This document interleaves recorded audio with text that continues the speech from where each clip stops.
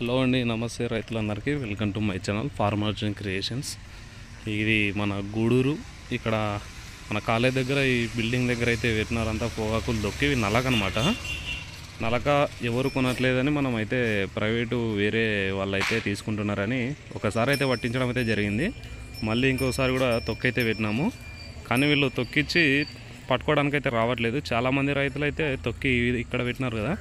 మా ఉన్నది ఒక 6 బేళ్ళు అయితే ఉన్నాయి. ఇంకా మిగిలిన ఇక్కడ కనిపిస్తున్న బేళ్ళన్నీ వేరే వాళ్ళే అనమాట. చాలామంది రైతులు ఒక 10 నుంచి 15 మంది రైతుల వరకు అయితే తొక్కి పెట్టి జరగడం అయితే జరిగింది. వాళ్ళైతే తీసుకుంటామని చెప్పినారు. వాళ్ళైతే ఇంకా రాలేదు. వాళ్ళని అడిగితే వస్తామని చెప్తున్నారు. ఇట్లా ప్రైవేటు వ్యక్తులకు అమ్మడం ద్వారా ఈ విధంగా అయితే జరుగుతుంది.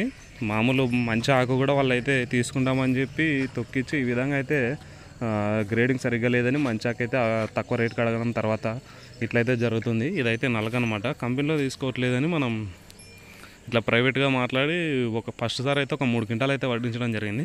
ఇది రెండోసారి అనమాట. తొక్కిచ్చి పెట్టినాము కానీ దీన్ని అయితే కంపెనీకి తీసుకోదామన్నా కంపెనీలో కొనట్లేదు. ఇక్కడ బయట వాళ్ళు కూడా తొక్కిచ్చి ఈ విధంగా అయితే వేయడం అయితే జరిగింది. రైతుల పరిస్థితి ఇప్పుడు ఈ బేళ్ళని ఏం చేయాలో అర్థం కాక రైతులందరూ గత 15 రోజుల నుంచి ఇక్కడైతే వదిలేయడం అయితే జరిగింది. వాళ్ళైతే వస్తాము, ఇంకా రేపు ఎల్లుండి వస్తామని చెప్తూనే ఉన్నారు. ఈ విధంగా అయితే దొబ్బుతున్నారు. ఇప్పుడు తొక్కి పెట్టింటాం కాబట్టి ఆకు నల్లగా కావచ్చు, మళ్ళీ దాన్ని రీబేల్ చేయాల్సిన పరిస్థితి వస్తుంటుంది. ఆకు నల్లగైంది కాబట్టి మరి ధర కూడా అప్పుడు 3200, 300కి అయితే పట్టించడం అయితే జరిగింది. ఇంకా ఆ రేటు కూడా పోతుందో పోదో చెప్పలేము. మనం ఉన్న 6 బేళ్ళు మాత్రమే. ఇంకా మిగతా రైతులు కూడా చాలామంది అయితే ఉన్నారు. మేము ఒకసారి ఏ విధంగా ఉందో అని అయితే తొక్కడానికి పట్టలు తీసుకొని వచ్చి చూస్తున్నాము. ఆకైతే బాగానే ఉంది.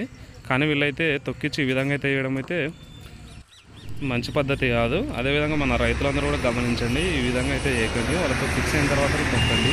ఇది